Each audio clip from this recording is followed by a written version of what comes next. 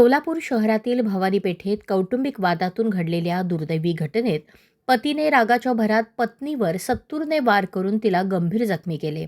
पत्नी उपचारासाठी रुग्णालयात दाखल झाल्यानंतर पतीने गळफास घेऊन आत्महत्या केल्याची घटना 2 फेब्रुवारी रोजी सायंकाळी घडली. चक्रपाणी सुदर्शन ऐरेणी वय 40 राहणार भवानीपेठ सोलापूर असे आत्महत्या केलेल्याचे नाव असून सोमवारी सायंकाळी 4च्या सुमारास चक्रपाणी आणि त्यांची पत्नी प्रवलिका यांच्यात कडाक्याचे भांडण झाले होते. या वादातून चक्रपाणीने पत्नीला लाथाबुक्क्यांनी मारहाण करत सत्तूरने डोक्यासह अंगावर वार केले, ज्यात ती गंभीर जखमी झाली.